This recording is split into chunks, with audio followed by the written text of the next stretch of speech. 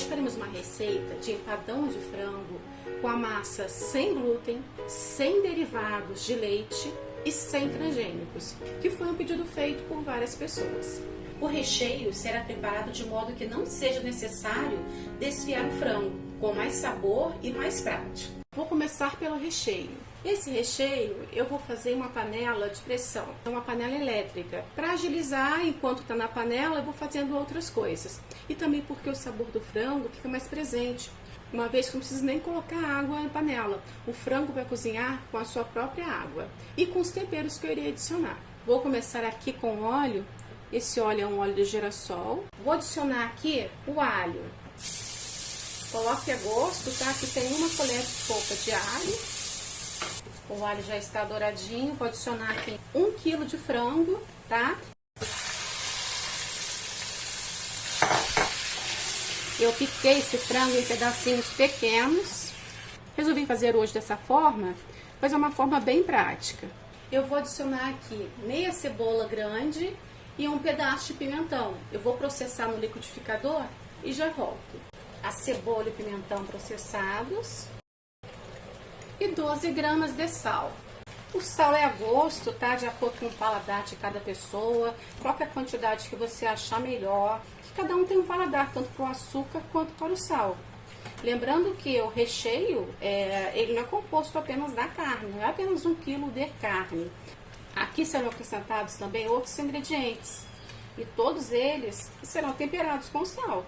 Como eu estou usando esse tipo de panela, nessa receita eu não vou adicionar água para cozinhar o frango. Se você estiver usando uma panela de pressão convencional, adicione água para cozinhar o frango, tá? Nessa não precisa, o frango vai cozinhar na sua própria água e na água da cebola e do pimentão. Fechei a panela e coloquei na posição de pressão. Vou deixar cozinhar por aproximadamente 25 minutos, contando a partir de agora, assim que eu coloquei a tampa e fechei. Já se passaram 25 minutos, eu vou desligar a panela, vou tirar inclusive da tomada, e deixar sair pressão. Aqui, olha, é para soltar a pressão. Mas eu vou deixar ela esfriar primeiro. Se tiver alguma pressão depois, eu tiro. Quando ela esfria completamente, já fica sem a pressão.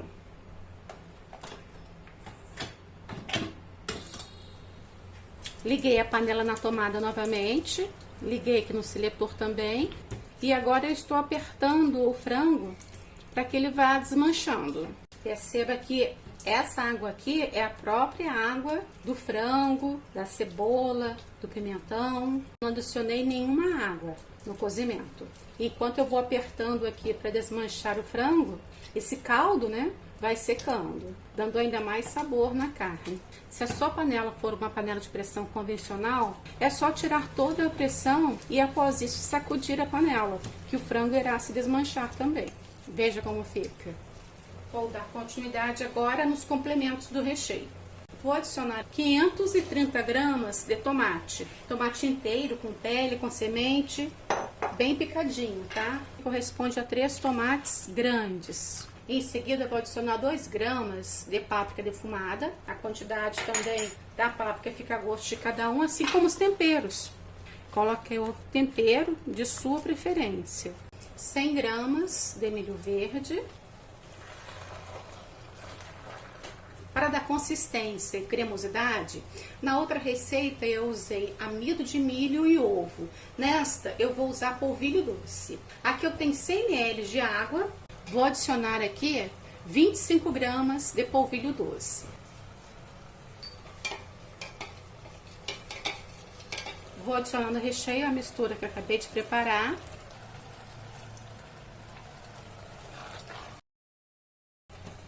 Ele fica bem cremoso. Aqui eu tenho alho poró. Vou adicionar o alho poró também a gosto. Aqui eu coloquei 30 gramas. Conforme falei, os complementos são a gosto de cada um. Se não gosta de alho poró, não coloque. Se não gosta de tomate, não coloque. Faça aí de acordo com o seu gosto. Eu estou dando aqui uma sugestão de recheio, mas você coloque os complementos que lhe agradam. E o último complemento do recheio é o cheiro verde. Coloque aí também de acordo com o seu gosto. Eu estou colocando 45 gramas de cheiro verde, que é uma mistura de salsinha e cebolinha. O caldo já reduziu bastante. Temos aqui um recheio cremoso, sem excesso de água, conforme você pode perceber. Recheio pronto. Vou desligar a panela e dar andamento à massa de empadão. Só um detalhe, mesmo com a panela desligada, dê sempre uma mexidinha, pois ela está quente e pode fazer com que o recheio grude na panela. Vamos iniciar a massa.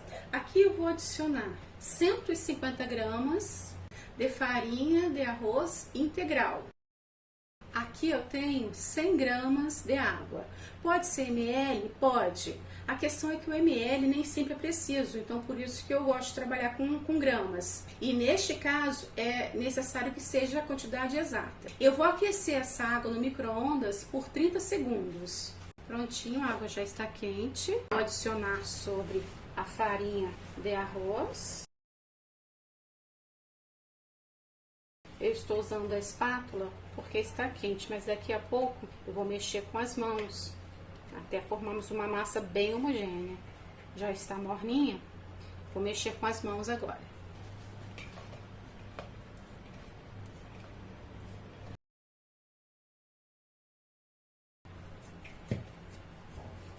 Prontinho, está bem misturada a nossa farinha de arroz com a água. Antes de eu adicionar as demais farinhas, vou mostrar um detalhe aqui da farinha, porque sempre perguntam, eu posso alterar por essa farinha ou por outra? Independente da farinha, tá? Se for possível a troca de uma farinha pela outra, tem que se atentar à questão do volume, pois mesmo sendo o mesmo peso, os volumes são diferentes. Aqui, por exemplo, eu tenho 210 gramas de polvilho doce e a mesma quantidade, 210 gramas de farinha de grão de bico. Então perceba que a vasilha é do mesmo tamanho, a quantidade em gramaturas é a mesma, mas o volume é bem diferente. Então, caso seja possível fazer a troca de uma farinha por outra, talvez seja necessário fazer ajustes nos demais ingredientes em função do volume das farinhas. Então, voltando aqui para a receita, eu vou adicionar 210 gramas de polvilho doce, 210 gramas de farinha de grão de bico. Um ovo, esse ovo é um ovo grande, tá? De 60 gramas. E 2 gemas. Eu fiz em vasilhas separadas para destacar bem que é um ovo completo e 2 gemas. 6 gramas de sal. Sal é a gosto, se você gostar de menos sal, coloca menos sal. 180 gramas de óleo de girassol. Alguns podem dizer, é muito óleo. Mas empadão vai bastante gordura mesmo. E geralmente a gordura é a metade da quantidade de farinha. Neste caso aqui a gordura é 1/3 da quantidade de farinha adicionada. Estou dando uma mexidinha aqui com a colher, mas em seguida vou mexer com as mãos.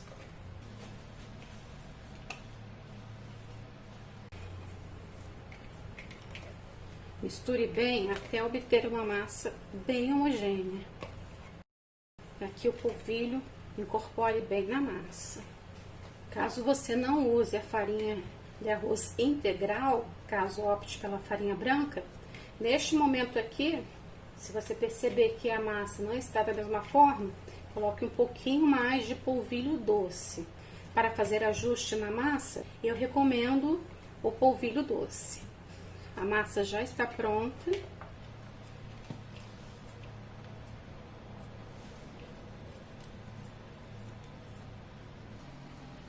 É uma excelente massa, uma massa até bonita, mas não é tão fácil de trabalhar a montagem como a massa do outro empadão que eu passei para vocês. Vamos então para a montagem? Eu vou usar uma forma de 24 centímetros de diâmetro e 5,5 centímetros de altura. Eu já separei aqui a minha massa em 3 partes. É legal fazer isso porque assim você tem noção na hora da distribuição se você tem massa para ocupar todo o espaço da sua forma. Você vai precisar reduzir, você pode aumentar. A parte do fundo foi a conta. Agora eu vou fazer a lateral. A forma não foi untada, tá? Não precisa untar. Pronto, vamos agora para a parte da tampa. A parte da tampa é a mais difícil.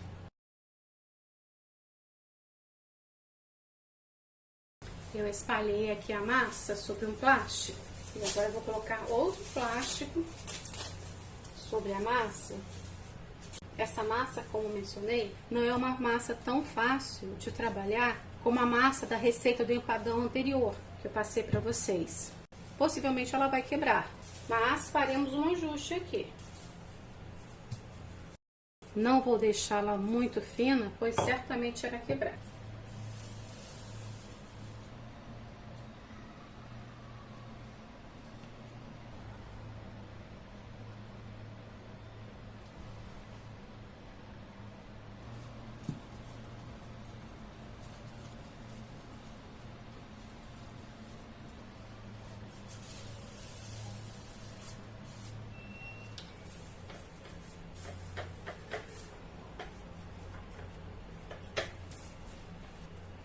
Prontinho, agora vamos torcer para essa massa não quebrar na hora de virar sobre o empadão. Vou preencher aqui a forma agora com o recheio. Olha, esse recheio está muito gostoso e muito cheiroso também. A tampa, ao pegar, ela racha. Então, o que eu fiz? Eu coloquei a tampa sobre um prato maior que ela para evitar que ela rache. Tentei com outro utensílio menor e rachou.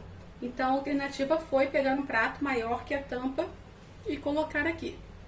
Agora, vamos para a parte mais difícil. Então, vamos lá.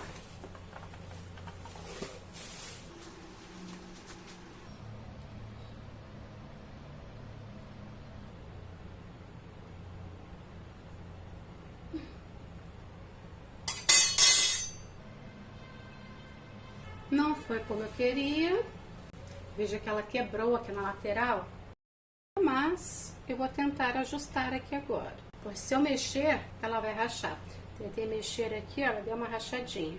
Deu um trabalhinho aqui, mas trabalho esse que já era previsto.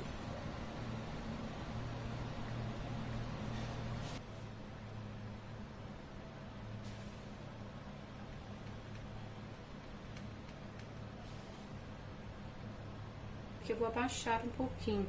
Nos outros que eu fiz, quando aconteceu isso, eu fiz tiras e coloquei sobre o empadão para disfarçar as rachaduras. Mas a forma era menor. Neste caso, a forma é maior, então sobrou pouca massa. Então eu fiz esses detalhes aqui para disfarçar a rachadura. Eu sugiro a você que use uma forma menor. Você vai precisar de massa para disfarçar e até mesmo para decorar. O que eu fiz uma forma menor, o detalhe que eu fiz para reparar, ficou como uma decoração, ficou bem legal. Este daqui, como tem pouca massa, foi o que deu para fazer. Aqui eu tenho duas gemas, somente a gema, tá? Sem a clara, sem leite, sem nada, só a gema mesmo. Misture bem mesmo, que assim fica mais fácil de espalhar depois sobre o empadão. Eu já coloquei o meu forno para pré-aquecer, coloquei para pré-aquecer por 15 minutos. Então, se você tiver um forno grande, coloque para pré-aquecer por 15 minutos. Se for um forno menor, coloque por 10 minutos. Agora eu vou levar para assar por aproximadamente 50 minutos na temperatura de 180 graus. Acabei de tirar o empadão do forno. O meu empadão assou por 45 minutos.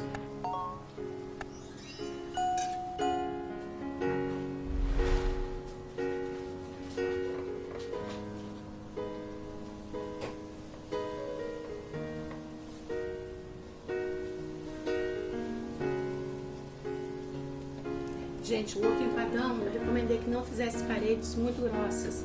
Já este daqui, eu recomendo que faça paredes mais grossas, que está desmanchando facilmente. Tem um ponto que gostaria de destacar sobre a farinha de grão de bico. Ela deixa um gosto residual do grão de bico no empadão. No entanto, em contrapartida, ela é uma farinha muito nutritiva e vale a pena usá-la. Compartilhe com seus amigos e familiares. É sempre bom receber uma receita diferente e gostosa. Até mais!